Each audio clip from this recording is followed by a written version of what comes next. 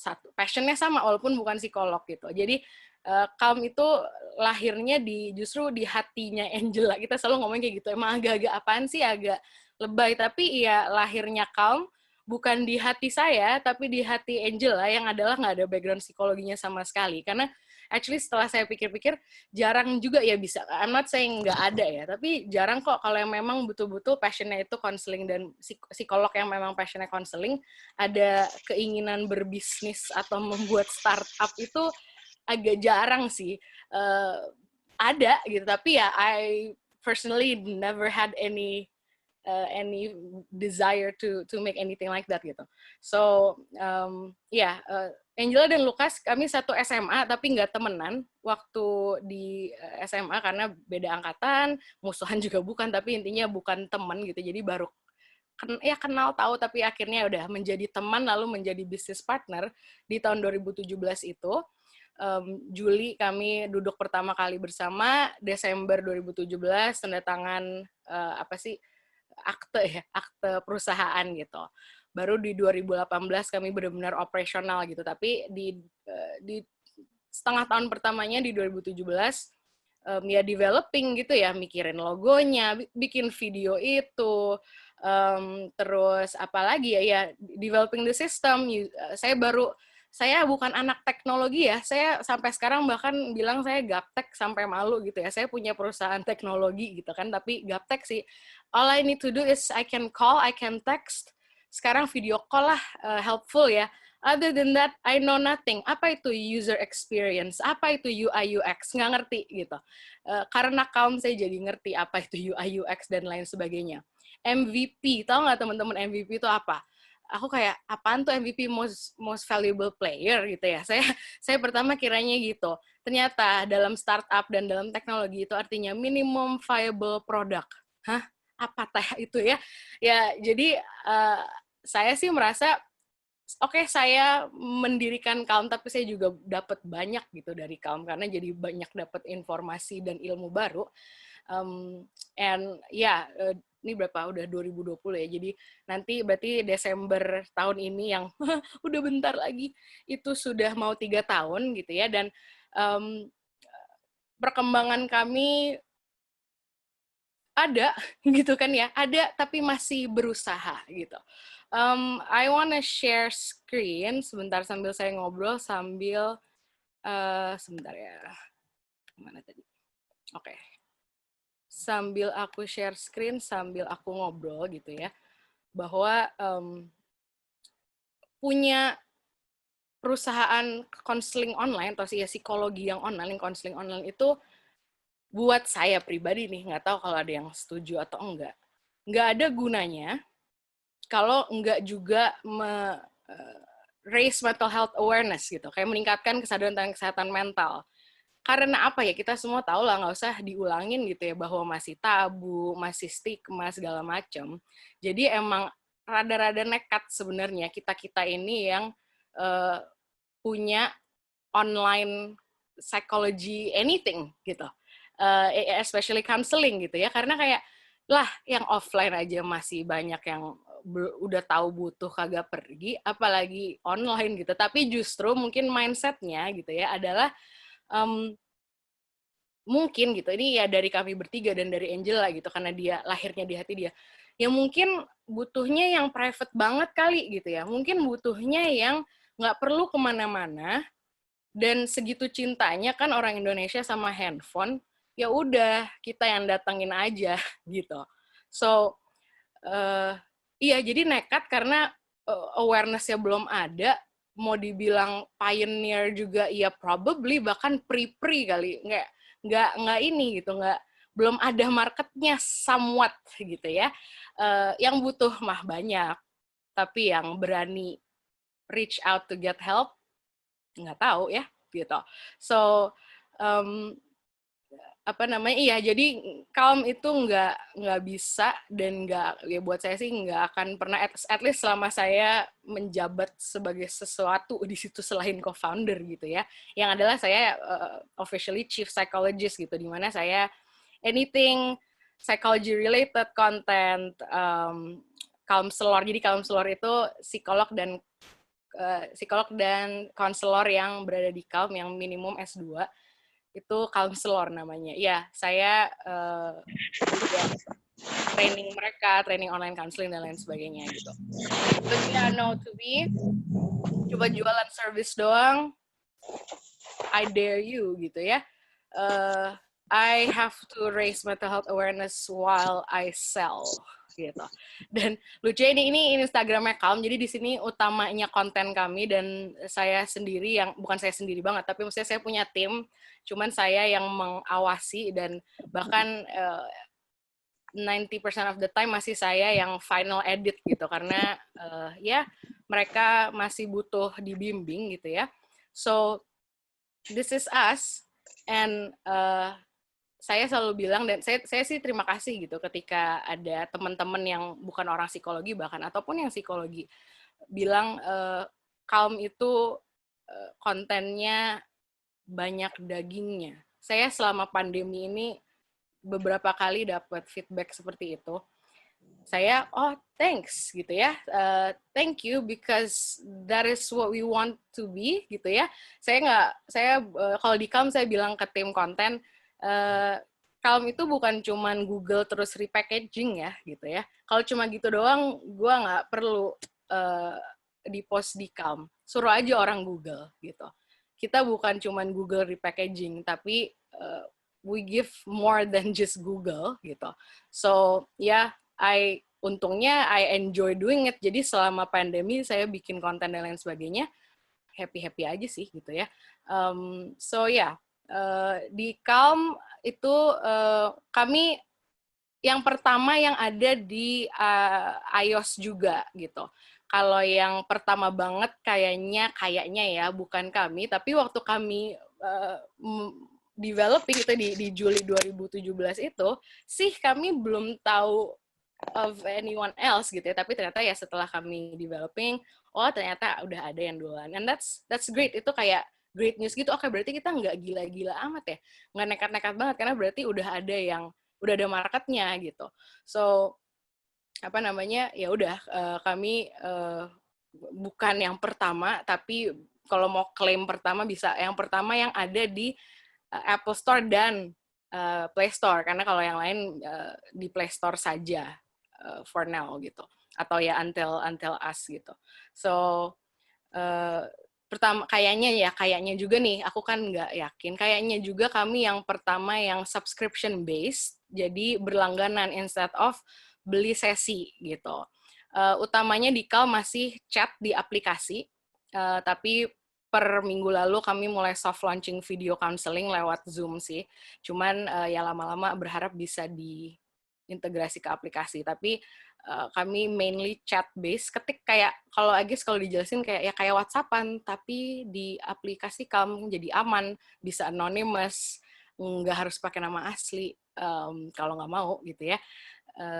So iya, itu subscription base kayaknya yang pertama dan mungkin so far masih satu-satunya. Jadi selama berlangganan itu paling dikit 3 hari, ada yang 7 hari, ada yang 1 bulan. Selama berlangganan you can chat anytime, anywhere with your counselor. Saya sendiri juga adalah seorang counselor karena kan saya psikolog gitu. Ya saya juga seorang counselor, tapi saya karena banyak kesibukan lain selain Calm juga saya praktek di beberapa tempat, tapi ya again selama pandemi full online, jadi video counseling, saya limit aja klien saya di Calm gitu. Dan saya yang saya bisa sharing kalau dari sisi counselornya nih, ini bukan dari sisi developer of the app gitu. It's nice gitu ya, it's convenient. Kenapa? At least kalau di Calm SOP-nya itu bukan kalau kliennya chat harus langsung balas dalam 2 menit, dalam 5 menit. Enggak ya, SOP-nya kami buat supaya nyaman buat kedua belah pihak. Nggak harus segera, tapi dalam 24 jam. Jadi ini kalau ada yang mau coba counseling di Calm ya, dalam 24 jam pasti akan dibalas minimal ya 2 kali, tapi 2 kali itu substantial. Jadi jangan mikir 2 kali, ya oke, next gitu. Bukan, itu nggak dihitung. Tapi yang I would say chunky gitu ya, chunky karena ya tulisannya panjang gitu. So saya pernah memberikan layanan konseling sebagai counselor lewat aplikasi Calm sambil di car wash, teman-teman gitu ya. Kakak adikku, teman-teman semua ini aku yang di sini mungkin nggak tahu ya apakah angkatan termuda di sini. I don't know. But iya, saya lagi di car wash ya kan sekalian. Saya realistis kok, saya perlu cuci mobil, tapi sambil cuci mobil ya masih bisa produktif, cuman santai gitu. Jadi ya udah kan car wash-nya yang otomatis jalan sendiri gitu. Bales aja klien aku gitu. So that's me as the counselor gitu kan, as the counselor. Tapi other than that, apa ya, suka dukanya? Karena stigmanya masih rendah gitu kan ya itu jadinya harus kenceng kayak mau ditanya marketingnya gimana ya, marketingnya konten gitu, marketingnya konten bukan hanya jualan service-nya gitu. So itu di situ challenging tapi ya seru gitu ya. Ini I don't know if you guys notice this in netizen Indonesia gitu, bahwa gini, jadi kalau aku bisa show deh ya. Kalau di Calm itu, at least mulai Februari kemarin, kami membuat kalau konten itu dalam seminggu ada satu topik besar, terus ada kayak 6 kotak lah gitu, kurang lebih. Ini sekarang lagi nunggu konten hari ini naik, tapi misalnya gini, satu, personality satu, kepribadianmu masih personality, 3, nah ini nanti akan 6 dengan konten yang semoga malam ini naik gitu ya. Lucunya, ya nggak lucu ya ini saya observasi aja gitu. Ketika di konten hari pertama, biasanya, tapi mungkin bukan yang personality ini, aku tunjukin yang toxic family deh, yang lagi hot, gitu. So, ini day 1, orang tua toxic. Ini day 6, kayak, day 6 ini what I can control, jadi kayak sarannya dan tipsnya. Day 1, wah semuanya, gue banget, orang tua gue banget, like-nya banyak.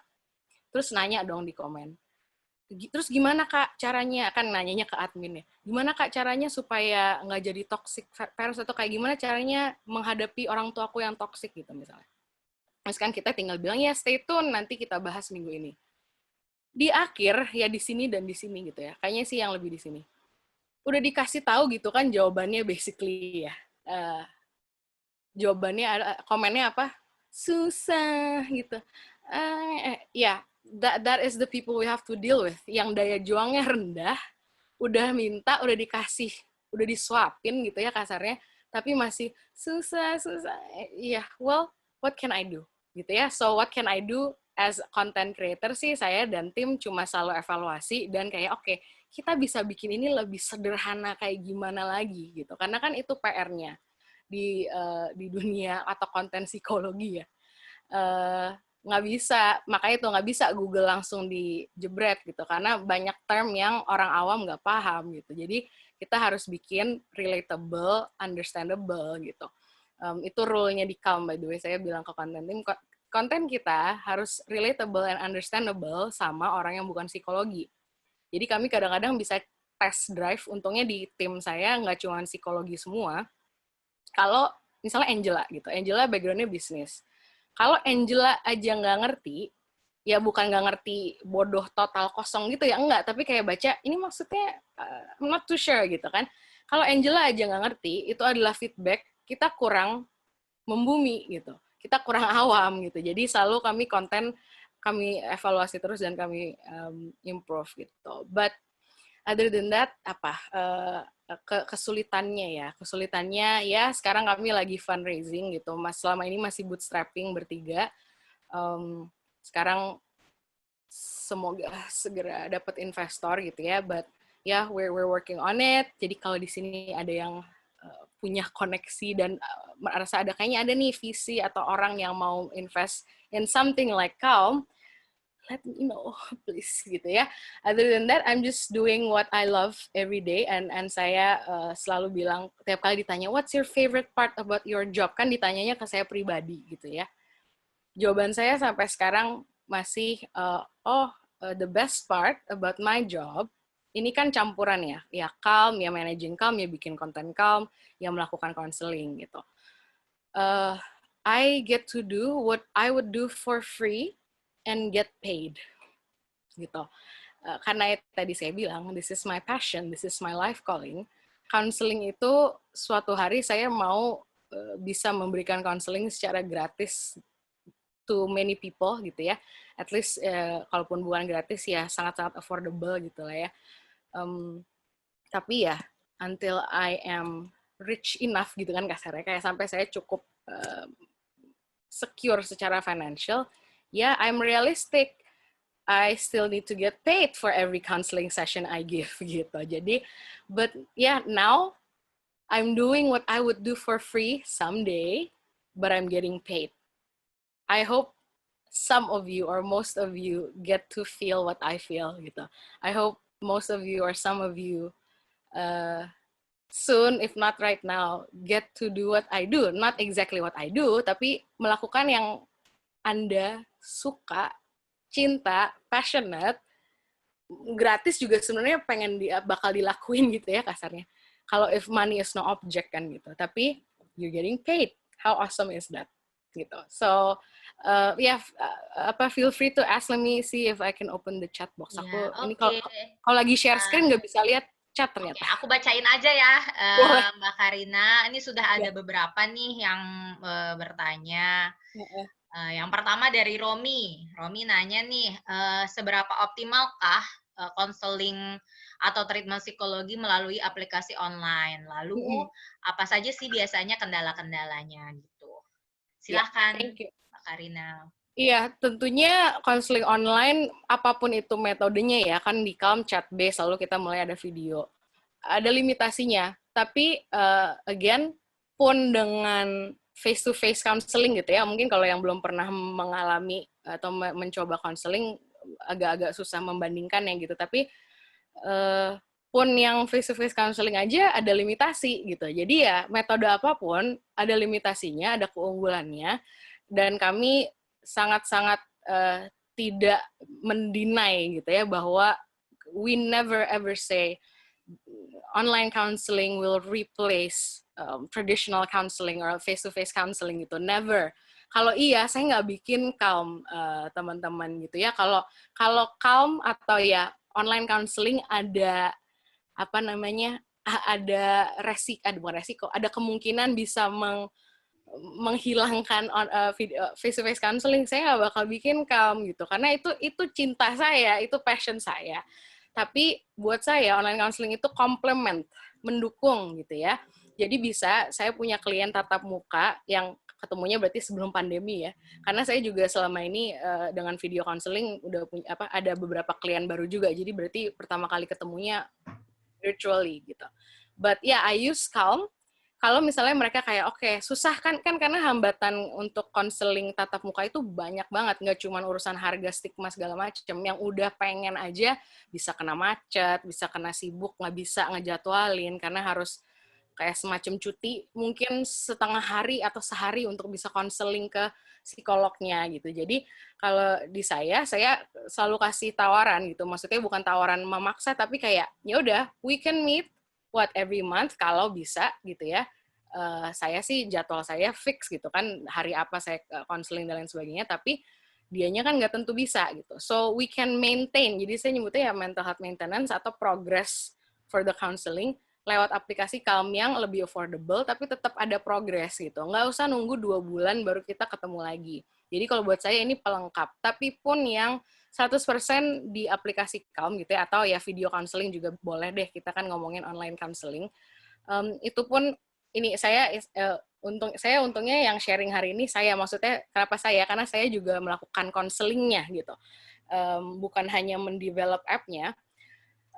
Selama pandemi ini banyak momen ketika saya counseling, baik itu ketik maupun video kayak gini, saya pakai Zoom kok seperti ini.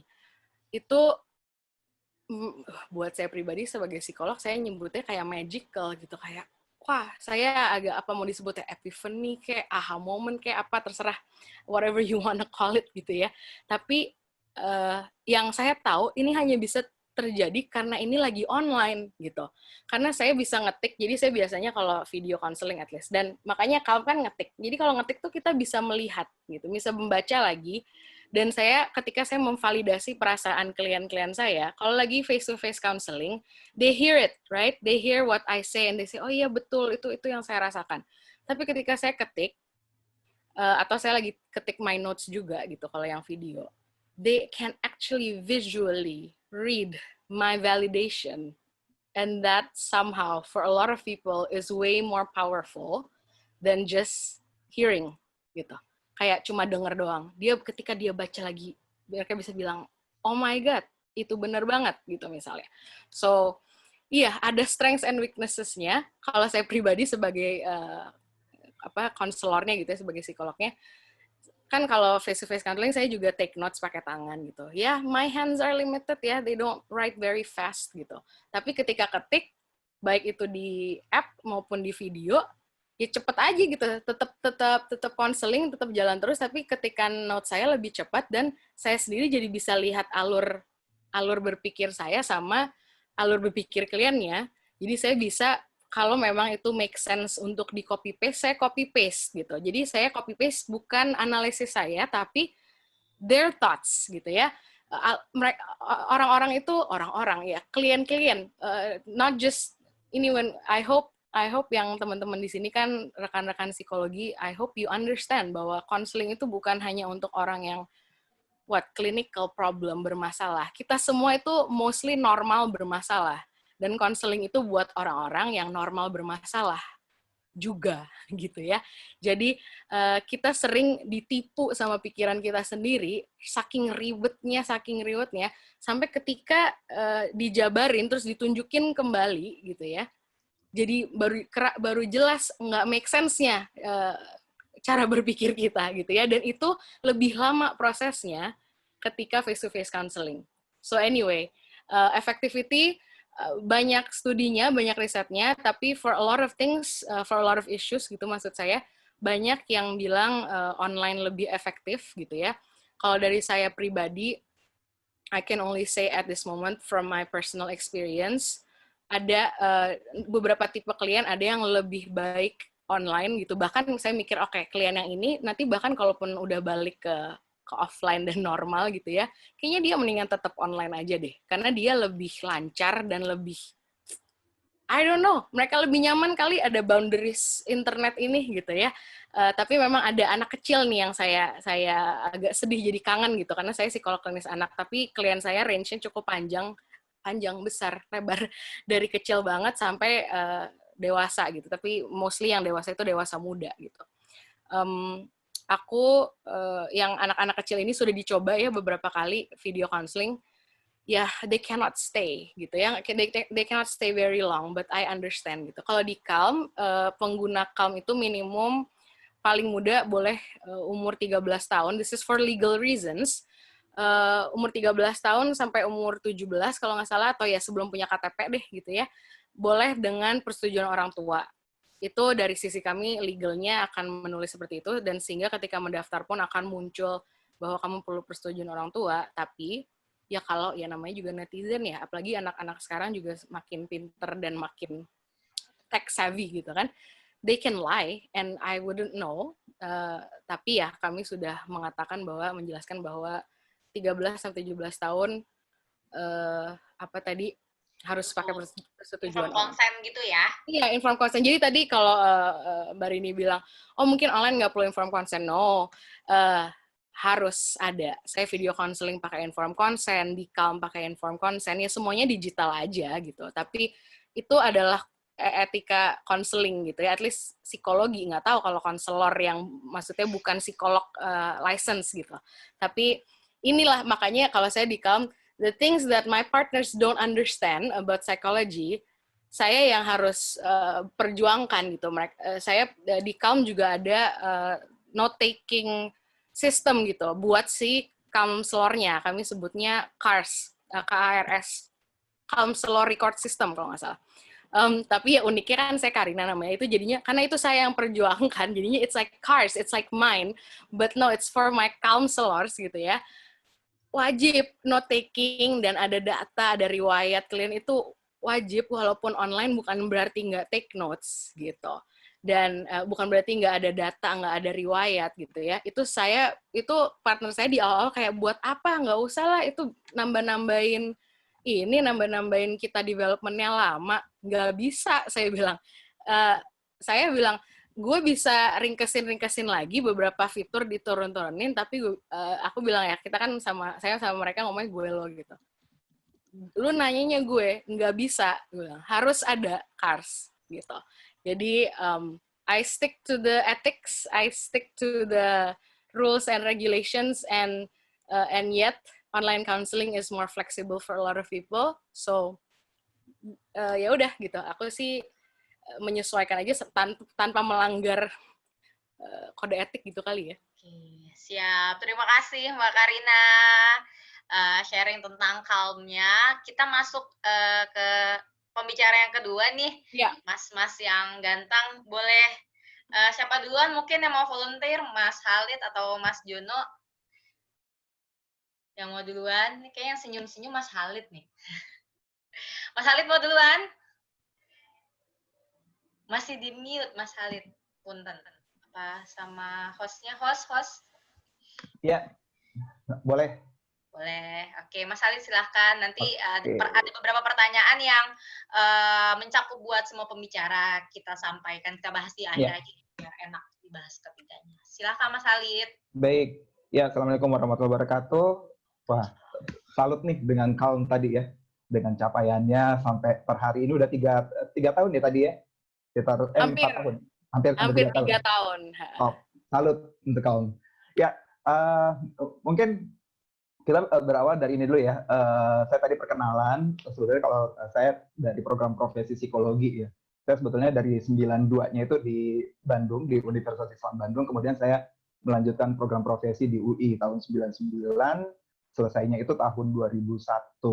Nah, pada kesempatan malam hari ini saya ingin memperkenalkan Sahabatku, salah satu aplikasi konseling yang kita pada awalnya itu kita tujukan untuk remaja. Mungkin Mbak Putri bisa diputarkan sedikit videonya ketika kita relaunching, seperti apa sih bentuk tampilan awalnya dari Sahabatku ini. Videonya singkat sekali kok.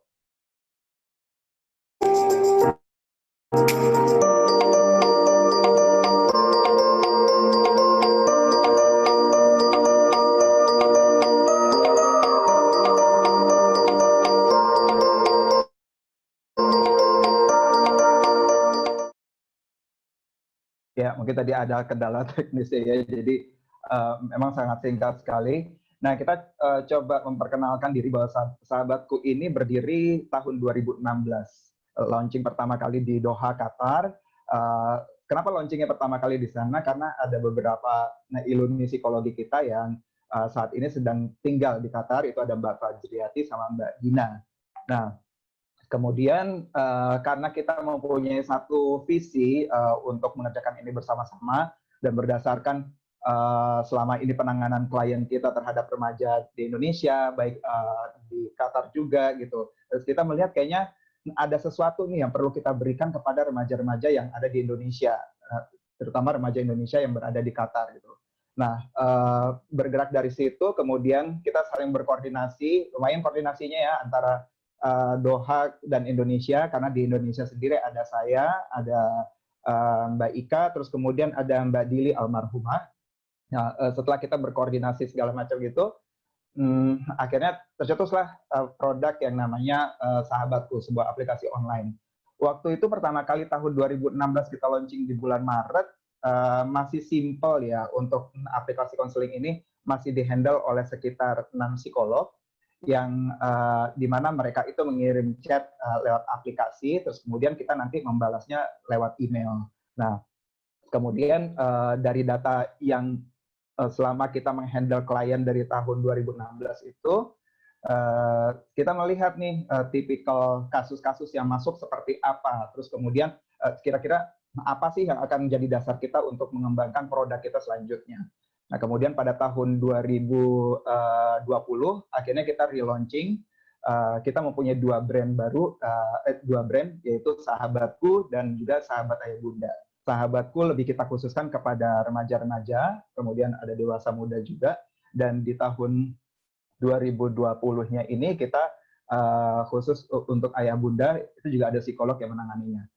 Mungkin bedanya dengan studi Calm yang sudah disampaikan oleh Mbak Karina adalah kalau di kita semua psikolog ya. Makanya kelihatannya agak kuno, agak kolot gitu kan orang psikologi itu sukanya yang tampilnya oldies gitu ya. Jadi kita memulainya memang dari keilmuan banget, dan benar-benar sama dengan Mbak Karina tadi, kita tuh sama sekali, apalagi di angkatan saya gitu ya, 99 dan segala macamnya itu, teknologi itu buta banget gitu ya, sampai mau ngajak kerja sama developer itu kita lihat-lihat dulu gitu, kadang-kadang ada perhitungannya dan segala macam gitu.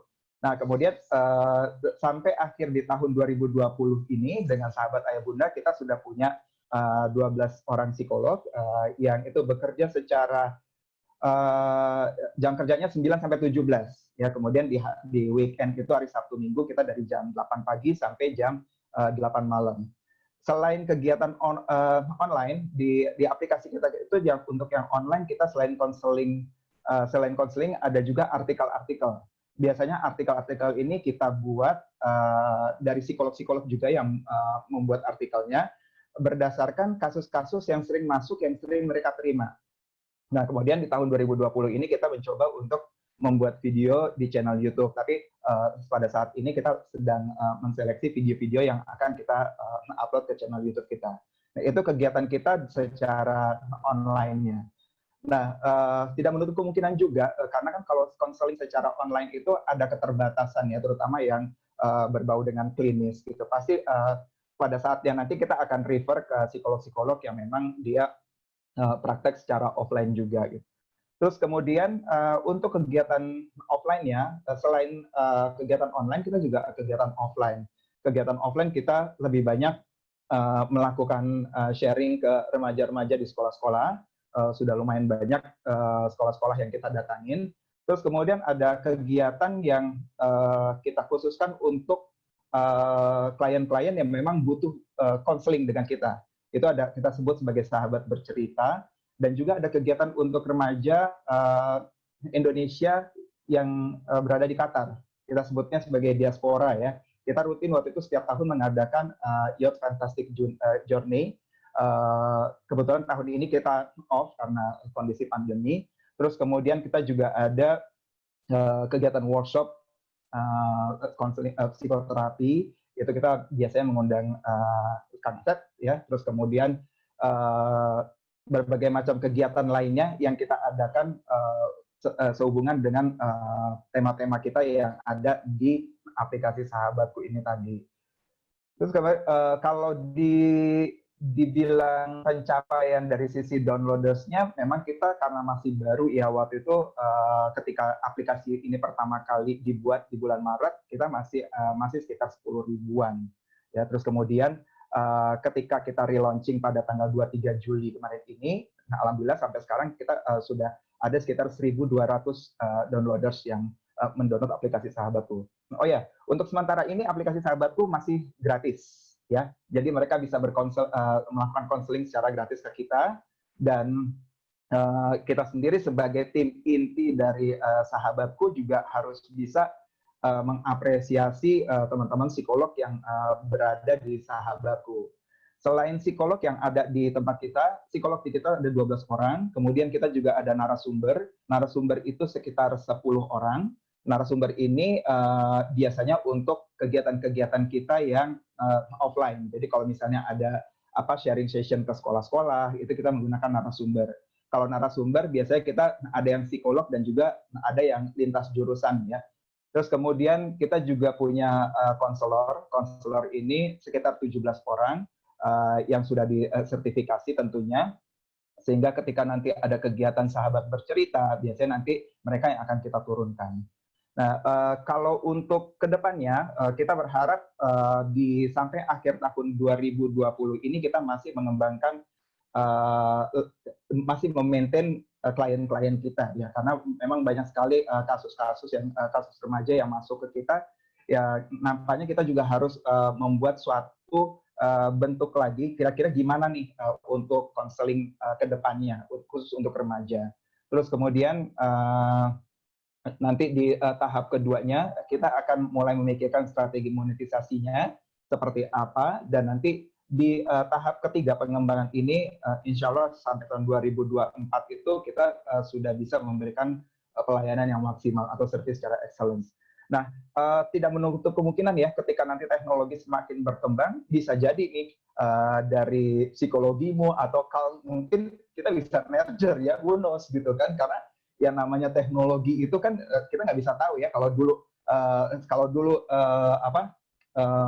perusahaan telekomunikasi Indosat dengan Indosat dia kuat di regulasinya, terus kemudian ada Satelindo kuat di jaringannya, terus kemudian M3 kuat di marketingnya, kemudian mereka merger jadi satu entity Indosat, ya kenapa enggak gitu, konseling ke depannya mungkin semakin berkembang teknologinya gitu. Kalau kita lihat juga kan di data dari Asosiasi Penyedia Jasa Internet Indonesia, memang pengguna internet tertinggi sekarang ini kan kebanyakan remaja ya, baik di Jakarta, Pulau Jawa, dan seluruh Indonesia. Nah, inilah yang akan menjadi pangsa pasar kita terbesar. Seperti itu. Kira-kira apa lagi? Nah, kalau untuk strategi ke depannya mungkin seperti itu ya. Kita di tahun 2024, insya Allah kita kalau misalnya sudah mulai memikirkan bisnisnya, karena sampai saat ini kita juga masih sifatnya free counseling untuk para remaja dan juga orang tua. Dan kadang-kadang saking free-nya, mereka juga selalu minta didahulukan. Padahal kita udah announce ke mereka gitu ya, bahwa mereka pasti harus menunggu antrian. Pertanyaan yang pertama masuk, itu yang akan kita jawab terlebih dahulu. Nah, insya Allah kalau tahun 2024 semakin lancar perjalanannya, kita tinggal memaintain klien-klien kita. Itu aja mungkin dari saya. Terima kasih. Ya, Assalamualaikum terima warahmatullahi kasih. wabarakatuh. Waalaikumsalam warahmatullahi wabarakatuh. Terima kasih Mas Halid. Menarik nih, tadi kan aplikasinya yang dari Mas Halid itu masih for free ya. Berarti Ya. belum seperti startup yang pada umumnya gitu ya, yang mungkin ada Betul. angel investor di depan, di awal, dan sebagainya. Belum. Oke, Ya, mungkin jadi di sini teman-teman kita selama ini masih mengandalkan ya subsidi silang aja ya. Kalau misalnya kita mengadakan kegiatan seperti Your Fantastic Journey, atau misalnya nanti kita mengadakan kelas webinar, itu kan berbayar. Nah, nanti dari situlah kita coba menghimpun dana-dana. Dan juga dari donatur, biasanya donatur ini dari Persatuan Masyarakat Indonesia di Qatar. Nah, itu ada donatur rutinnya, tapi meskipun nggak seberapa, tapi cukuplah untuk operasionalnya kita gitu. Makanya untuk sampai saat ini kita masih menyediakan layanan ini di Play Store ya, belum sampai ke iOS. Oke. Tapi memang arahnya mau dikembangkan bisnisnya ya Mas, bukan ke arah sosial movement gitu ya? Iya, kalau untuk remaja kita tetap akan berikan free, tapi kalau untuk ayah bunda nanti kita ke depannya mungkin akan berbayar, seperti itu. Oke, siap. Terima kasih Mas Halid. Ada pertanyaan tapi ditujukan untuk ketiganya di akhir saja ya. Kita gabung semuanya biar kita lanjut ke pembicara yang ketiga, Mas Jono, yang udah senyum-senyum dari tadi nungguin. Saya senang banget mau diajak kolaborasi sama Mas Halid. Asik. Kan siapa tahu di sini muncul ya ide-ide atau betul. ada investor-investor yang sengaja nih nonton nih lagi banyak tujuannya, tinggal diluncurkan saja, siapa tahu bisa saling membantu satu sama lain. Oke, Mas Jono, silakan Mas Jono, butuh share screen atau bagaimana? Yes, aku pinjam share screen-nya ya. Oke, silahkan. Oke. Hai semua, thank you ya buat invite kita, Mas Ivan, good luck. Halo, salam kenal Mbak Karina, Mas Khalid, dan semua teman-teman yang lain, oke? So, tadi kan udah di-mention juga ya, kebetulan psikologimu dapat giliran terakhir. Kalau Mbak Karina emang udah ngerasa passion-nya dia adalah memang konseling, sama Mas Khalid memang sudah terbiasa melakukan konseling. Kalau saya sama sekali nggak pernah ngelakuin konseling, karena saya bukan psikolog, gitu. Tapi kayak perjalanan hidup saya kalau didramatisir bisa jadi bahan oke lah studi buat psikolognya.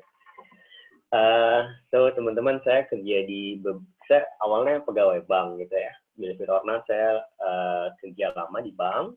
Terus long story short, saya akhirnya kerja di beberapa startup. Saya ketemu psikolog dari 2015 lah. Terus saya ngerasa kayak the helmet susah banget mau ketemu psikolog. Tadi Mbak Karina bilang kan mau ketemu psikolog 2 bulan. Oh, saya ngalamin.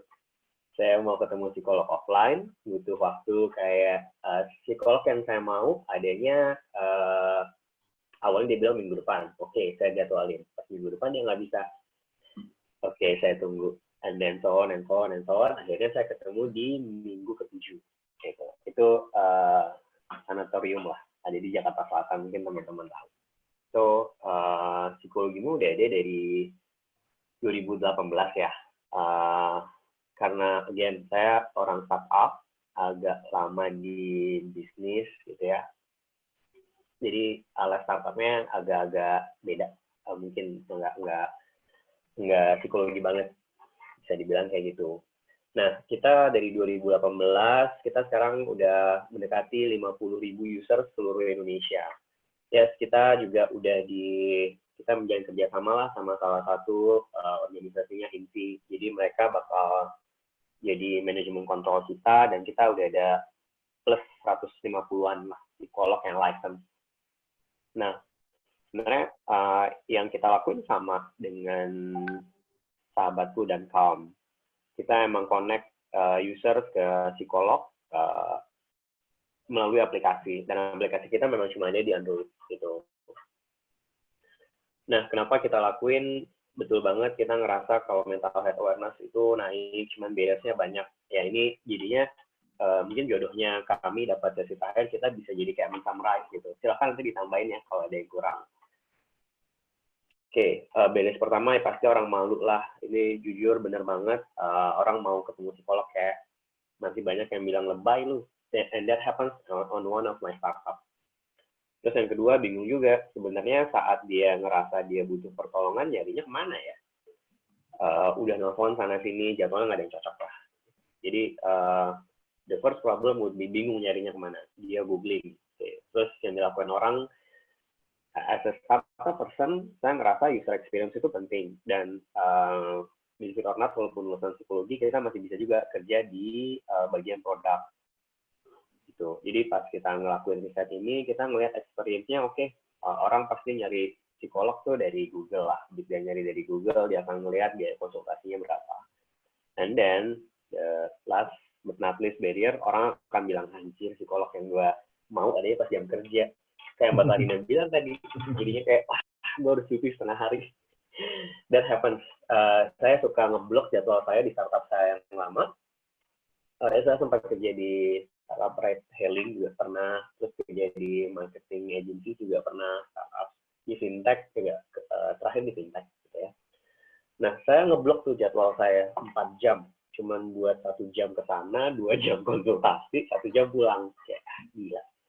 Itulah akhirnya kenapa kita bikin psikologimu. Kayak kita aja di Jakarta mungkin susah dapat aksesnya, tapi di luar sana lebih susah kayaknya ya. So when we decided to create the project, I always said to the team, it's a social impact project. Maksudnya apa social impact?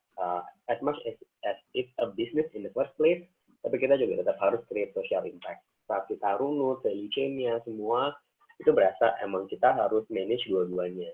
Mbak Karina tadi udah mention berkali-kali, yes, our biggest challenge would be awareness. Orang ngerasa psikologi itu kayak, psikologi ada yang bilang penting, nggak penting, ada yang bilang penting banget, gitu ya. It varies. Dan kita akan tetap fokus di social impact-nya. Dengan cara kita nyediain layanan konseling psikologi. Kalau tadi Mas Khalid bisa provide for free, unfortunately kita nggak bisa, gitu. Because again, it's a business in the first place juga. Tapi kita coba cope dengan cara kayak kita benerin deh servisnya, kita unique selling proposition-nya kita atur sedemikian rupa supaya value kita buat create social impact bisa tetap achieve. Gitu ya. Kayak yang tadi chat, kita produk ada 2, ada chat, ada video, semuanya di dalam app. Gitu ya. Semua konsultasinya kita saat psikolognya udah ngelakuin accept, dia akan langsung konsultasi. Jadi nggak usah nunggu, karena balik lagi kita ngerasa saat gue udah download apps-nya dan gue udah mencet itu button, so most of the time itu adalah gue udah pengen curhat gitu. Dan itu kita nge-track kan, as a developer, kita nge-track ada yang namanya funneling, kita juga nge-check dia funnel ini drop off di mana gitu. Dan emang kelihatan dari mereka yang download belum tentu register. Di kita tuh agak tinggi sebenarnya, 90% yang download akan register. Tapi dari yang register ke chat itu funnelnya berkurang lagi. Jadi kayak corong kembali. Why? Itu yang lagi kita telusurin terus as a developer. Nah, kita akhirnya cope di sini. Saat kita udah di-accept request konsultasi kita sama psikolog, ya dia akan langsung bayar. Jadi bayarnya juga nggak akan, kalau tempat lain mungkin ada yang kayak 100K buat satu kali konseling, berapa puluh K buat package-nya, kita kayak hit and go aja, kita transaksional. Tuh, jadi saat orang udah mau konsultasi, ya udah siap bayar, ya bisa langsung cek sama konselornya, sudah bisa langsung konsultasi. Nah, produk kita yang kedua, kita ada voice sama video. Oke, ini kenalin, ini istri saya. Itu saya yang di pojok, kayaknya bahagia banget ya. Kemudian saat kita ngelakuin konsultasi via chat, pasti ada barrier-nya lah ya, sedikit banyak gitu. Dan saat kita ngobrol lagi sama psikolognya, kita nanyain sama mereka, sebenarnya challenge lo apa sih? Mereka banyak yang bilang kayak, gue nggak bisa nge-trace atau gue nggak bisa ngeliat mimik mukanya gitu. Tadi Mbak Karina juga bilang kayak konsultasi offline nggak bakal bisa ngegantiin konsultasi online 100%. That's true, tapi kita akan berusaha, baik lagi karena sifatnya social impact, kita akan berusaha buat memprovide service sebaik mungkin juga buat orang yang ada di ujung Indonesia sana misalnya. Kita paling jauh ada yang terima konsultasi dari Papua gitu ya. Dan dia cerita kalau misalnya dia ke Jakarta itu udah harus nabung berbulan-bulan dan harus ngantri berbulan-bulan juga, disesuaikan sama jadwal dia dapat sesi konseling di LPT, kurang lebih kayak gitu. So video ini kita create karena requestnya juga cukup banyak gitu. Kalau dari sisi psikolog klinis, mereka lebih senangnya pengen punya, oke, gue mau dong ngeliat ekspresi wajahnya dan lain-lain. Oke, kita coba provide. Tapi once we talk sama psikolog di misalnya video ya, dia kayak, aduh Mas Jono, saya susah kalau langsung video gitu ya, saya mesti pakai jilbab dulu, saya mesti make up-an dulu gitu ya, cari spot yang bagus, ya oke lah. Ya kita add sebuah button, jadi bisa video or voice. Nah, ini juga penting buat user-usernya kami, buat bisa milih psikolognya instead of di pair. Gitu. Jadi mereka akan tahu juga, saya lebih, dan ini juga pengalaman saya pribadi, saya pasti akan lebih nyaman konsultasi sama psikolog yang saya tahu dia cewek atau cowok gitu ya, dia kuliah di mana, lulusan tahun berapa, buat referensinya dan experience gitu. Saat dia klik sebuah button ini, maka akan ada preview page-nya lagi. Dan semua tahapan-tahapan ini kita ngelakuin bukan MGD kali ya, tapi ya case validity lah sama user-user sama psikolog-psikolognya. Well, again, di invitation-nya yang psikologimu terima dan Calm dan sahabatku terima kan, goals-nya adalah gimana caranya kita buat narik orang bisa lebih contribute. Kalau di saya spesifiknya, gimana kita bisa jeli melihat opportunity itu. Yang pengen saya garis bawahi, pengen kami garis bawahi dari psikologimu adalah every problem is an opportunity. Tapi every problem juga has lots of solutions. Jadi saya melihat sebuah masalah, makanya kita create produk-produknya yang kayak gini, flow-nya, experience-nya. Karena experience kita atau pengalaman pribadi kita sebagai founder pasti beda sama yang dialamin Karina dan dua partnersnya di Calm. Mas Halid juga pasti sama teman-temannya juga punya cerita yang beda kali, makanya dia bikin apps-nya kayak gitu. So, buat teman-teman, kalau pada pengen nanya kayak ini, mulainya gimana? Ya, balik lagi, kita dulu ngelakuinnya via SWOT analysis. Saya cek alumni psikologi, pernah kerja di teknologi, gitu ya. But can we produce dari strength and weakness kita di situ. Kita melihat opportunity-nya ada buat ngelakuin online counseling, ada threat-nya ada, betul. Capek kalau kita mesti ngelakuin awareness sendiri gitu. Jadi I guess and I believe it's a very valid opinion saat kita collaborate. Jadi jangan kita aja lah yang ngelakuin campaign-campaignnya. Kayak Karina masih tadi ngelakuin day to day buat monitor semua kontennya. Oh itu wonderful kontennya. Kalau memang very deep. Nah kita based on our users ya. Kayak tadi Karina bilang harus disuapin kan user-user kita. And that what also happens to us gitu. Saat kita udah kasih preview page kayak biaya konsultasi sekian, cara makainya kayak gini, people would feel the hell man. Ya, aku kebetulan tim di psikologi mungkin nggak terlalu besar ya. Kita kita nggak nyampe lah 20 orang. Kita ada marketing B2C, kita ada marketing B2B, kita ada ops, kita ada tim tech gitu ya. Dan saat saya coba when we first started the business, kita nyobain dong semua role-nya. Kita jadi CS-nya kayak, Mas ini gimana cara makainya? Astagfirullahaladzim, gue cuma tinggal klik button itu, kenapa mesti nanya gitu. So, again, as a psychology graduate, pasti banyak juga kan yang dulu belajar kayak riset-riset kecil-kecilan lah. Itu berguna banget sih di teknologi. Gitu. Again, kesimpulan dari kami adalah kita punya strength bisnis masing-masing, kita juga akan melihat sebuah masalah dengan beberapa opsi solusi. So, kalau sekarang kayaknya ya berasa zamannya adalah zaman konseling online, bisa ya bisa enggak, tapi mungkin teman-teman yang hadir di forum ini akan melihat, gue ada solusi yang lebih keren gitu ya, gue mau masalah sehari-hari gue ini, masalah di kantor gue ini, what we will do adalah ABCD ya, gue for it lah, why not gitu. Kita juga masuk ke B2B, Karina juga udah masuk ke B2B ya, so why not, jangan cuma melihat psikologi cuma sebatas konseling online gitu, masih banyak goals lain. But from us is counseling online with social impact, with its purpose gitu. Aku rasa itu aja sih, nggak terlalu gimana-gimana juga lah. Thanks all. Siap Mas Juno, terima kasih sudah sharing. Kita masuk ke sesi tanya jawab ya.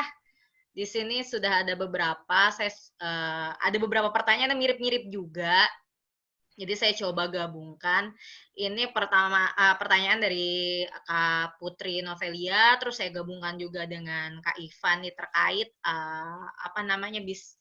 bisnis modelnya di awal, apakah ada angel investornya, terus sekarang tahap pengembangan produknya itu sudah sampai mana. Kalau kamu tadi katanya lagi sampai di bootstrapping ya, tapi kalau misalnya dari sahabatku dan psikologimu bagaimana, apakah pengembangan bisnisnya bagaimana. Terus juga ada nih nyambung, ada pertanyaan tadi yang mirip juga di bawah-bawah dari Wisata Bahari.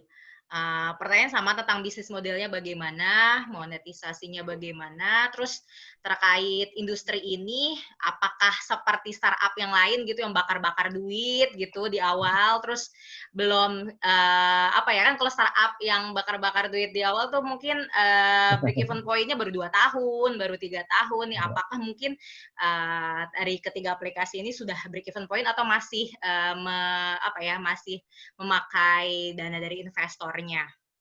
Terus juga ini boleh tuh, Mas? Ya, apa? Saya jawab duluan boleh? Boleh, silakan Mas Juno. Terkait bisnis model dari aplikasi tersebut. Aku izin ya, Karina, Mas Khalid. Aku jawab duluan. Kita gantian aja. So, kesannya indah gitu ya, kerja di startup, punya startup sendiri. Man, it's not the hell not. Gitu ya, capek banget. Maksud gue kayak saat gue kerja di Gojek, gue kerja di fintech, ya happy aja gitu ya. Lu oke lah kerja di startup, waktu lu masuk jam 12 siang, pulang jam 8 malam, itu bebas gitu ya. When you are doing your startup, the 24 hours work, itu udah pasti. Nah, would be helpful memang kalau punya tim gitu ya. Cuman jadi pertanyaan gimana lo bayar timnya. So it will go on and on saat you decided the business model first. Saat teman-teman udah ngerasa bisnis modelnya ini works atau enggak, you do trial and error, you do A/B testing, gitu ya. You put harga sekian, orang mau bayar atau enggak. And then you ask lots of questions sama user-usernya. Are you willing to do misalnya 100.000, are you willing to do 50, 75, 25 gitu ya. Itu semua kembali sama tujuan teman-teman sih. Jadi kalau tadi pertanyaannya mulai bisnisnya kayak gimana, mau pakai angel investor atau apa? Well, sorry to say, zaman bubble-nya startup udah lewat. Zaman bubble startup itu di 2015, 16, 17. When you have the idea, you present to the investor, and then boom, they will give you the money. That's not the way fucking things work lah sekarang.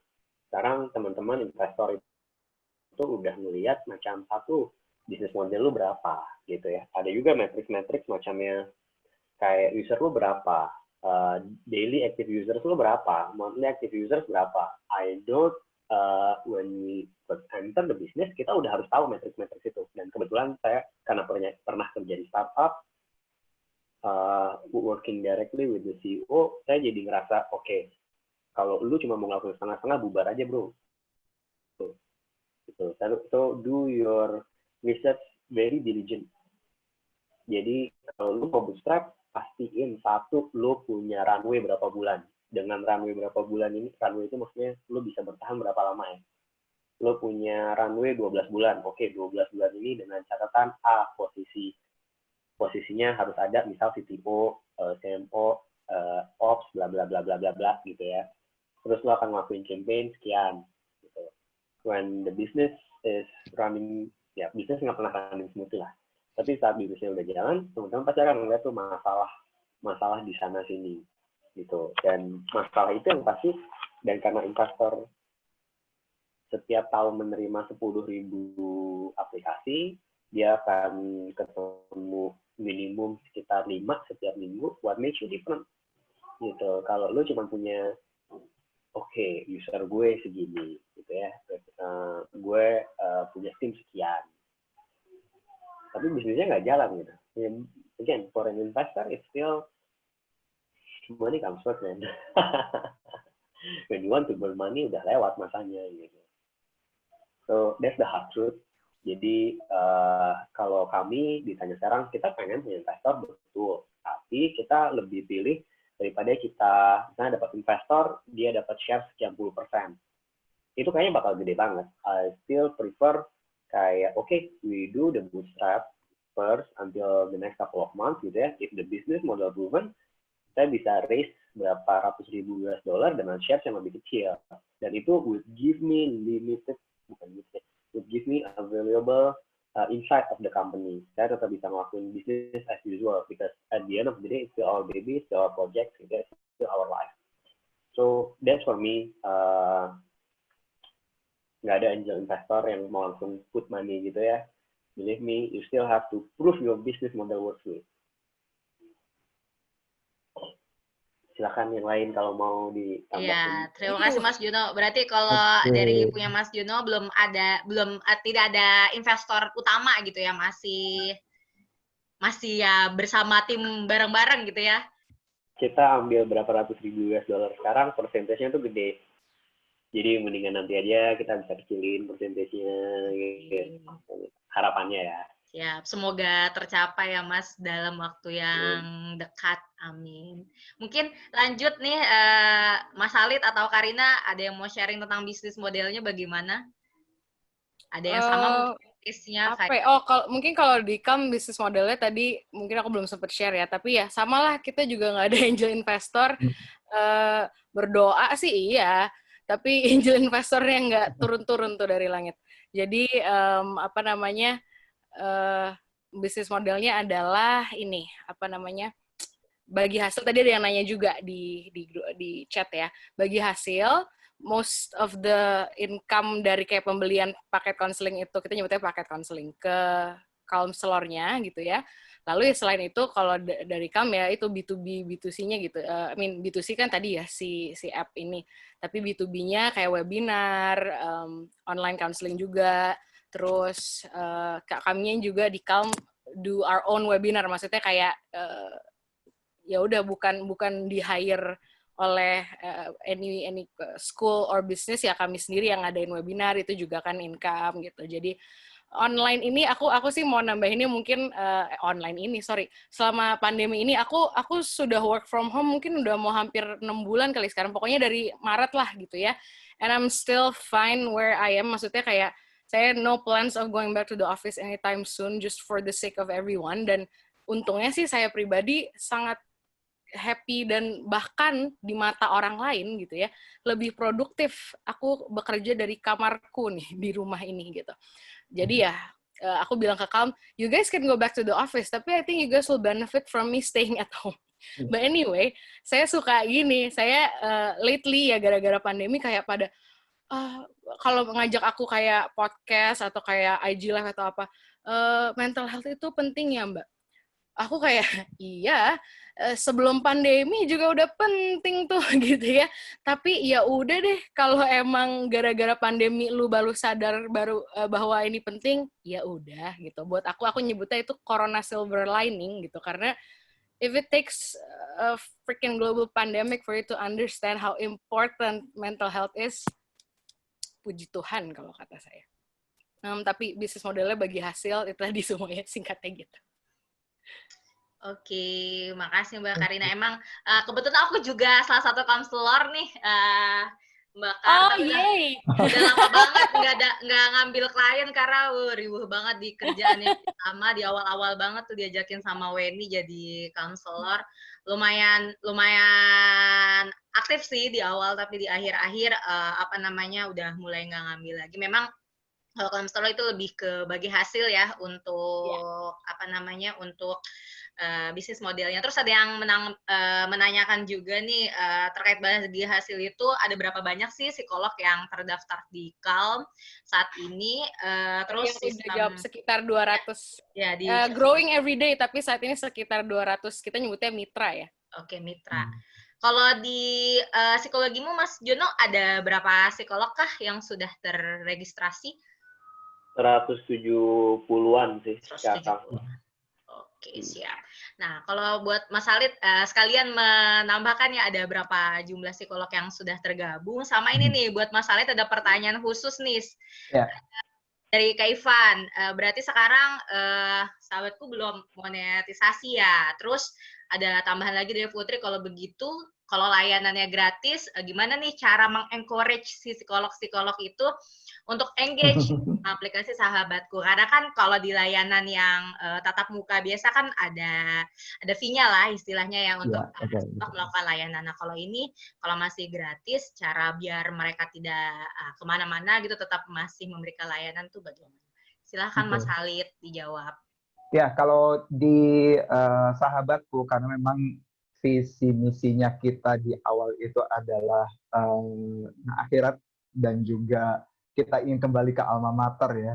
Jadi memang sangat tidak terpikirkan sebelumnya di awal bahwa kita tuh akan menjadi besar ya. Bayangin dari 2016 kita ada dan semuanya itu perannya ganda gitu. Jadi misalnya kayak Mbak Ika itu psikolog, tapi dia merangkap sebagai keuangan. Terus kemudian ada Mbak Dina dia sebagai service quality-nya. Terus kemudian saya agak campur-campur dengan IT-nya. Saya nggak ngerti sama sekali tentang IT dan segala macamnya. Nah, pada akhirnya kalau ditanya bisnis modelnya seperti apa, ya pasti karena kita tidak mau mengikuti tren seperti yang ada saat ini, kita biasanya melihat dari kasus-kasus. Seperti tadi yang sudah saya sampaikan di awal gitu. Jadi kalau misalnya sekarang ini kita evaluasi nih, tren kasusnya remaja ini apa sih gitu. Nah, nanti kita baru mulai membuat bisnis modelnya untuk kedepannya seperti apa. Yang tadinya di awal misalnya kita hanya untuk remaja, di tahun 2020 ini kita sudah mulai ke orang tua. Karena kasus-kasus yang masuk itu banyak sekali ya dengan terkait dengan toxic parents, terus kemudian masalah hubungan orang tua dengan anak, itu kan tinggi sekali. Nah, baru kemudian kita mengarahkan bisnis model kita ini untuk orang tua juga. Kalau ditanya bagaimana mengencourage psikolog yang ada di Sahabatku, balik lagi pada awalnya kita memang melakukan rekrutnya, atau bukan disebut sebagai rekrut ya, kita menawarkan juga ke mereka-mereka yang ingin menjadi psikolog di Sahabatku. Kalau misalnya mereka satu misi dengan kita, ya kita akan coba rekrut gitu. Kalau tadi ditanya, kalau misalnya konsultasi tatap muka kan itu pasti ada fee-nya. kita juga sebetulnya memberikan fee juga untuk psikolog-psikolog memang, tapi di awal sudah kita sampaikan kita tidak bisa memberikan yang sebesar kalau misalnya kita konsultasi tatap muka. Nah, balik lagi mungkin karena satu misi dan sejalan dengan misinya kami, otomatis ya mereka-mereka pada masih setia lah bergabung dengan Sahabatku. Sampai saat ini kita ada 12 psikolog ya yang tergabung di Sahabatku, kemudian jam kerjanya mereka juga jam 9 sampai 17, karena memang yang paling sulit karena kita di sini meng-hire psikolog yang juga bekerja, ya tentunya mereka juga harus meluangkan waktunya sesekali untuk membalas chat yang ada dari klien tersebut. Terus kemudian kalau untuk narasumber kita ada sekitar 11 orang, yang itu tadi saya sampaikan dari lintas jurusan ya, tapi kalau tadi psikolog ada dari UGM, dari UI yang paling banyak, dari UGM, Unpad, terus kemudian kalau untuk yang narasumbernya kita lintas jurusan dari UI juga, terus kemudian untuk konselor dari berbagai disiplin ilmu juga yang sudah kita certified untuk melakukan konseling. Seperti itu.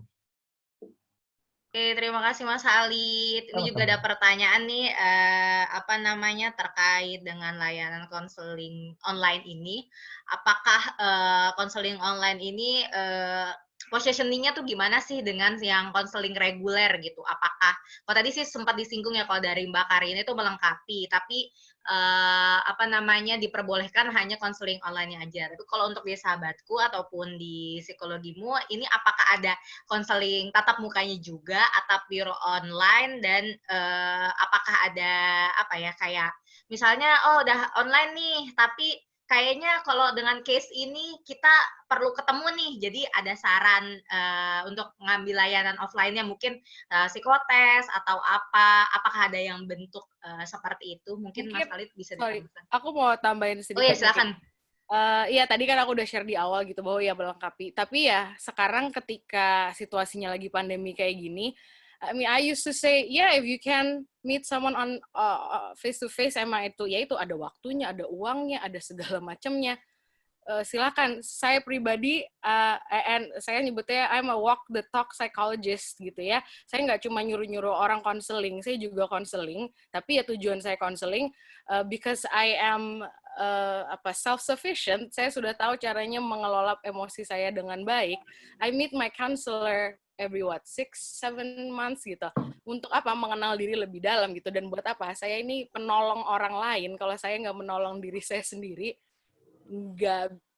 I'm doing a disservice to my clients gitu. Jadi kalau di saat ini lagi pandemi, to me it's like, I guess sekarang udah mulai sedikit-sedikit buka ya yang face to face gitu. Beberapa dan tadi dengan protokol kesehatan yang ketat. Iya gitu. Dan tadi saya bilang I miss my clients yang anak-anak gitu. Tapi saya kebayang kalau saya ketemu mereka pakai segala APD segala macam. It's too scary for a lot of them gitu ya. Jadi for me now, online counseling whether it's video ataupun ketik gitu chat, it's like, isn't it the only way right now? Kayak ya melengkapi, tapi saat ini considering the condition in Indo and in the world, guys gitu ya, kayak ya udah ini dulu lah gitu ya. Kayak sampai ya kecuali itu bukan crucial, kecuali itu udah kayak kritis-kritis banget gitu yang semoga semakin dikit kondisinya semoga, tapi ya makanya ada yang sudah buka sedikit banyak gitu. Tapi kalau di Calm, kami yaitu karena kami training counselor kami paham dan kami selalu bilang ya nggak semua hal bisa ditangani lewat konseling online karena konseling online terbatas. Jadi jika memang klien yang ini perlu face to face atau further assessment yang tidak bisa dilakukan secara online, ya boleh ya disarankan gitu maksudnya. Dan ada direktorinya kalau di Calm, sehingga kami tetap menjaga privasinya psikolog gitu ya dan konselor. Mereka tetap harus transparan sama kayak Psikologimu. Kuliahnya di mana, surat izin prakteknya, nomornya berapa, itu semua transparan karena itu hak klien untuk tahu. Tapi nomor HP psikolog, email psikolog itu bukan hak klien. Jadi kami menjaga keamanan dan ya buat konselor juga. Jadi kami bilang ya do not exchange your number, that's dangerous gitu ya. Makanya kami bantu dengan adanya directory gitu. Kalau memang kayak misalnya saya praktek di Life Spring namanya, sama di rumah sakit YPK Mandiri. Terus misalnya saya nanganin klien di Calm, oh dia nanya gitu, Mbak, kalau saya maunya face to face gimana gitu ya. Jika ini sekarang lagi nggak pandemi ya, saya tinggal suruh dia, saya praktek di sini dan di sini, kamu cek di directory, silakan bikin janjinya booking straight to the tempat saya praktek gitu. Jadi so far sih masih seperti itu, belum integrated dengan offline places gitu. Oke, siap. Terima kasih Mbak Karina. Mas Jono, Mas Halid, mungkin ada yang balance layanannya, ada yang tatap muka juga atau full online semua? Ya, kalau di sahabatku sih kita baru akan mulai untuk mengadakan yang tatap muka ya. Meskipun waktu sekitar tahun 2018-an itu juga sudah ada gitu, karena kita ada tempat juga, dan memang dalam 1 bulan itu kan kita bisa menghandle sampai 1000-an kasus ya. Salut dan top buat tim psikolog sahabatku yang mau meluangkan waktunya untuk menjawab pertanyaan-pertanyaan itu. Nah, jadi kalau misalnya memang ternyata di dalam konseling tersebut kita butuh untuk entah itu untuk refer atau untuk kita handle secara tatap muka, kita akan sampaikan ke mereka. Bahkan kadang-kadang mereka juga menanyakan, boleh nggak kalau misalnya kita konseling tatap muka gitu. Dan nanti biasanya kita akan diskusi juga di dalam grup ya. Kita punya satu grup itu, nanti misalnya ada yang di daerah Sumatera, dia menanyakan ada nggak psikolog khusus ini, ya pasti kita akan mencari referensi tersebut gitu ya, karena saya lihat di psikologi sendiri untuk direktori itu masih lumayan jarang ya untuk kita membuat referensi. Dulu saya masih belum lengkap tuh. Benar. Hanya waktu itu ada sekitar tahun berapa saya waktu zamannya HIMSI tahun 2010-an atau 2009-an itu sempat dibuat direktori psikolog Jakarta, baru Jakarta aja, belum se-Indonesia. Nah, padahal kan dengan ada direktori itu memudahkan kita yang misalnya konseling online ini merefer kalau misalnya di tim psikolog kita nggak terlalu ahli, misalnya menangani kasus yang terkait bunuh diri atau apa gitu ya.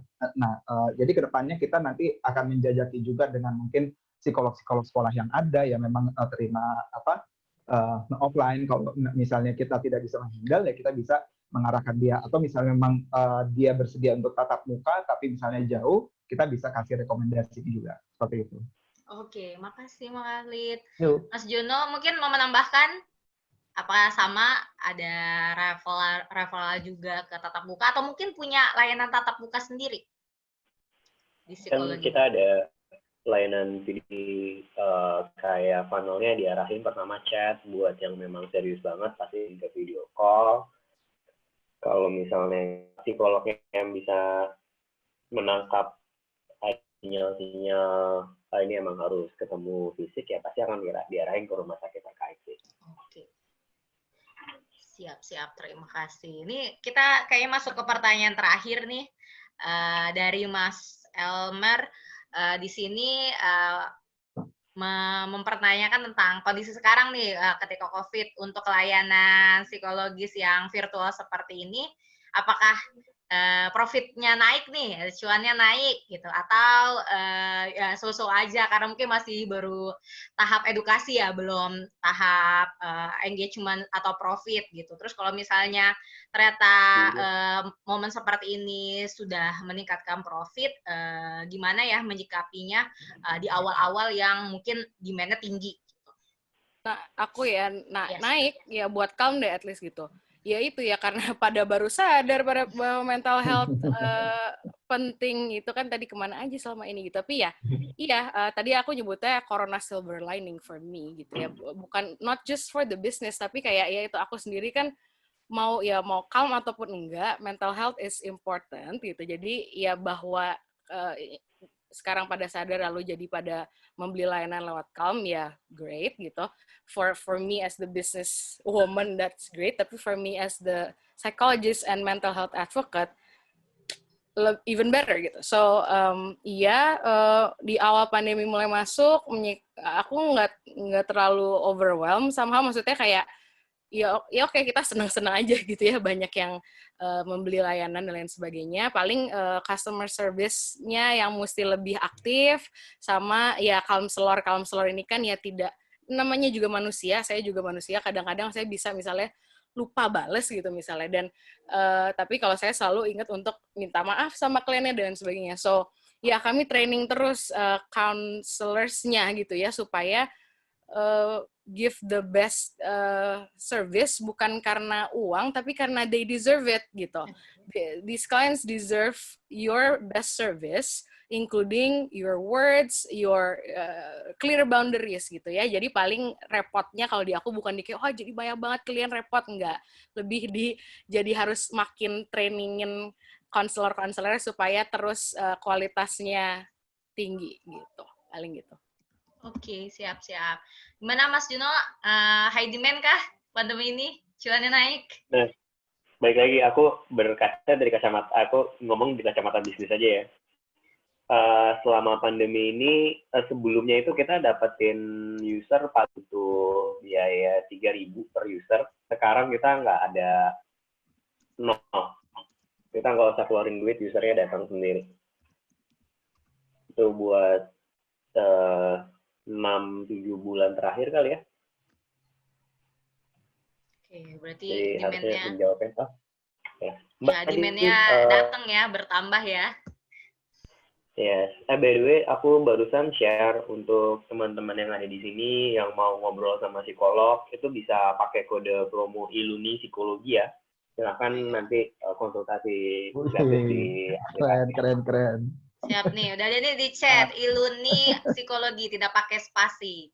Bisa jadi kode promo yang dipakai ketika menggunakan layanan dari psikologimu.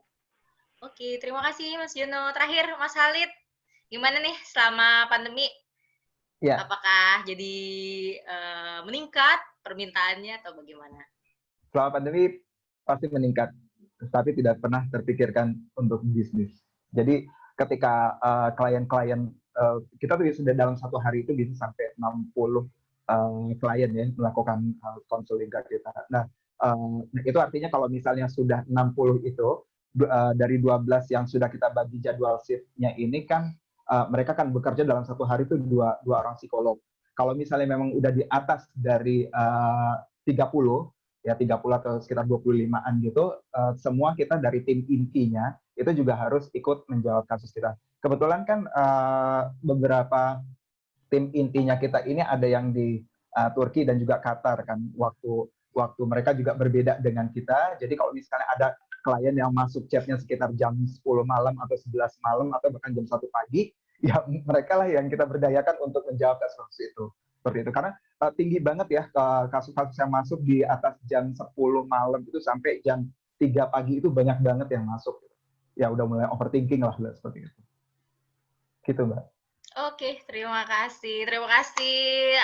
Aku cek di chat box sih sudah tidak ada pertanyaan lagi. Tadi terakhir dari Mas Elmer ya, mungkin dari saya sesi untuk ketiga pembicara disudahi. Terima kasih Mas Halid, Mbak Karina, Mas Jono. Sama-sama. Sudah mau sharing malam hari ini. Mungkin habis ini menginspirasi yang punya cuan banyak, mau ngasih invest, boleh langsung hubungi ketiga para founder startup psikologi kita, atau mungkin punya bentuk bisnis model lain mau kolaborasi bisa disatukan. Mungkin bikin yang level internasional bisa ke Mas Halid gitu ya. Terus yang khusus yang agak klinis yang mungkin bisa ke Mbak Karina atau Mas Jono juga bisa, yang butuh yang sudah banyak usernya.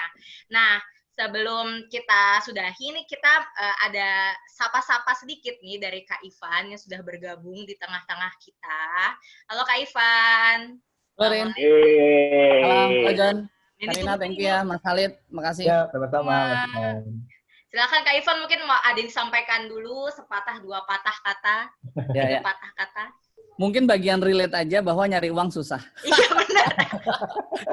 Makanya dari tadi pertanyaannya bisnis model mulu. Ya, karena ya ini saya coba relate ya, karena to be honest nggak tahu sih, ini mungkin sangat subjektif, tapi saya ngerasa memang iklim di psikologi UI gitu ya John, memang embracing entrepreneurship tuh emang ya to be honest agak kurang ya. Ini subjektif ya, bisa debatable, tapi maksudnya kayaknya itu salah satu yang saya rasain tuh yang pertama. Terus yang kedua memang ini menarik ya, karena kalau memang pengalaman ketiga berbeda kalau waktu itu to be honest lebih dulu dengan aplikasinya Karina yang Calm, terus kemudian Mas Halid dan Mbak Fajri, Mbak Ani lebih waktu itu ada beberapa interaksi sama tim sahabatku. Nah kalau Jono pas ngeliat IG terus ngeliat lah, oh ada juga ya, terus ngeliat lah ini anak Psiko UI nih, jadi kayak oh ada ya, jadi kayak nah ini maksudnya ini menunjukkan bahwa di dunia yang serba terkoneksi, yang katanya terkoneksi tapi ternyata kita nggak terkoneksi amat gitu loh. Jadi kayak kita nggak tahu nih anak Psiko nih lagi buat apa, di mana, inisiatif apa. Jadi sebenarnya acara-acara kayak ini simpel banget tujuannya. Kita nggak expect too much ya, maksudnya abis ini mau apa gimana, tapi paling nggak kan semua kolaborasi dimulai dari tahu kan informasi itu baru terkoneksi. Senang juga misalnya Mas Halid bisa ketemu Jono, mungkin bisa sharing bisnis case atau bisnis model gitu kan segala macam. Dan saya ngeliat teman-teman di sini banyak teman-teman di psikologi yang join juga, yang mungkin mesti juga banyak psikolog ya. Saya sendiri bukan psikolog tapi ya kebayang menjalankan proses bisnis model iteratif yang kayak startup, uji coba, A/B testing segala macam. Itu hal-hal yang itu kalau nggak dilakuin dan emang nggak ada ilmunya atau kayak kita nggak nyoba gitu keluar dari maksudnya kayak kotak yang namanya psikologi untuk belajar hal yang lain, maka kita nggak bakal ketemu juga tuh eksperimen-eksperimen kayak gini. Sekali lagi makasih Karina, Mas Halid, Jono atas bantuannya berbagi buat malam ini segala macam. Makasih juga buat teman-teman yang meluangkan waktu setelah bekerja seharian atau beraktivitas untuk bisa join malam ini. Dan sedikit aja besok kita mau ada kegiatan lagi, barangkali ada yang berminat hadir atau punya kerabat atau adik kelas atau saudara yang bisa ikutan join, karena besok temanya banyak terkait dengan beasiswa. Jadi mungkin bisa di sharing ke teman-teman yang lain juga, ada sharing terkait dengan tips and trik beasiswa, sama kemudian untuk SI beasiswa gimana kemudian sharingnya segala macam. Jadi ini beberapa rangkaian kita juga. Hari ini kita udah ada 2 kegiatan. Sebelum ini tadi juga ngomongin coaching sama Mbak Verlita. Besok temanya banyak scholarship, tanggal 12 kita insya Allah akan ada kegiatan yang lain tentang IELTS, career di startup sama teknologi. Ini ya relate juga sama ini ya, kita juga baru ya, sebenarnya saya yakin banyak tapi mungkin nggak semua tahu bahwa ternyata anak psiko di era sekarang banyak juga membangun karirnya di startup atau masuk beririsan lebih dalam dengan teknologi. Makasih sekali lagi, mungkin saya kembalikan pada hari ini. Assalamualaikum warahmatullahi wabarakatuh. Thank you. Waalaikumsalam warahmatullahi wabarakatuh. Terima kasih Kak Ivan. Buat teman-teman yang sudah mengikuti sesi malam hari ini, boleh mengisi feedbacknya ya. Feedbacknya ada linknya, sudah ada di chat box, tinggal diklik aja. Nanti teman-teman bisa isi gimana kesan-pesannya tentang acara ini. Sama besok ada 2 kegiatan nih, sudah di share screen juga nih, ada posternya. Yang pertama tentang going abroad, ya tentang scholarship dan sebagainya, survival tips dari Kabuna dosen, psikolog juga, psikolog klinis, dewasa, terus ada Mbak Ratna dan moderatornya Mbak Anindita. Bisa yang mau mencari-cari beasiswa boleh ikutan, ataupun juga tentang cara menulis esainya juga ada di sesi malam hari, bisa ikutan juga. Lalu jangan lupa yang terpenting nih, mohon dukungannya untuk Kak Ivan Ahda, Psikowi 2003 dengan hadir di Munas pada tanggal 15 Agustus 2020 pukul 10. Hadirnya secara virtual ya Kak Ivan ya? Ya infonya begitu, jadi mudah-mudahan kita nggak menimbulkan klaster baru ya. Klaster ilmu psikologi UI gitu. Bahaya banget kan, tapi ya mudah-mudahan online ya dengan segala keterbatasan dan pengalaman kita, mudah-mudahan ini jadi satu pengalaman buat kita juga sih. Oke, yang mau gabung ataupun mau ikut mau tahu update terkait Munas Psikologi khususnya untuk dukungan ke Kak Ivan, bisa join ke chat WhatsApp, di grup WhatsApp. Ini linknya juga sudah ada di chat box. Silahkan diklik saja, nanti teman-teman bisa masuk ke grup dukungannya terhadap Kak Ivan Ahda. Oke, dari saya nampaknya infonya sudah semua. Mungkin dari host atau panitia ada yang ditambahkan lagi pengumuman sebelum diakhiri? Aman kayaknya ya, Bud ya, aman ya? Cukup. Aman ya. Oh iya, foto bersama nih di chat. Foto bersama, belum. Terakhir. Pamungkas.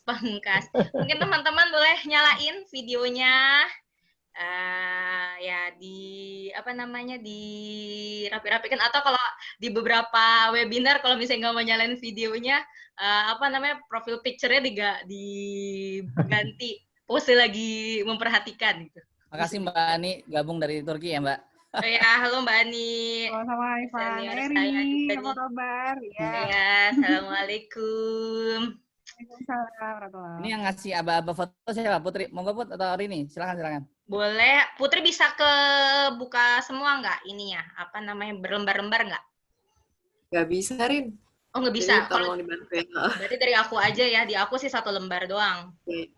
Oke, siap. Ini ada lagi yang mau memunculkan diri? Memunculkan diri. Mbak Verlita mungkin, Mas Elmer tadi yang nanya. Ada Mbak Verlita ya.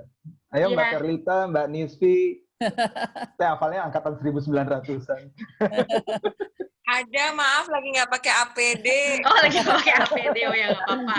Baik Mbak Verli. Tapi menyimak kok, keren semuanya. Ya, Romi, mungkin Masih kerja kayaknya dia. ya. Kalau gitu, saya hitung ya, hitungan ketiga boleh berpose sesuai dengan keinginannya masing-masing, asal tetap sopan dan bebas. Oke, 1, 2, 3. Siap. Mungkin ada Kak Ya. Ivan ada arahan pose tertentu gitu? Nggak ada, bebas. Kita di psikologi bebas berekspresi dan berkreasi. Bebas berekspresi. Oke. Yang menunjukkan Halo, Mbak Fajri. sesi malam ini mungkin. Oh, Siap, Mas. aman. Oke. Sekali lagi ya, bebas. Tadi kayaknya masih kaku-kaku banget nih tadi. Oh ya, ada yang baru muncul. Oke, sekali lagi ya terakhir. 1, 2, 3. Siap, terima kasih banyak. Terima kasih. Makasih Mas Khalid, Karina, thank you ya. Ya, sama-sama. Thank Mas you Ivan. Sukses terus all. ya, semua. Terima kasih semuanya, Mas Khalid. Makasih Terima semuanya. kasih. Semuanya, Mbak Khalid, Mbak Karina, Mas Jono, Sama-sama. Kak Ivan. Jangan lupa ya teman-teman isi lembar feedbacknya dan juga join di grup WhatsApp dukungan terhadap Kak Ivan Ahda. Bisa dilihat di chat box ataupun juga bisa menghubungi admin kalau misalnya terlewat untuk tahu link-link tersebut. Dari saya sudahi. Terima kasih banyak. Wassalamualaikum warahmatullahi wabarakatuh.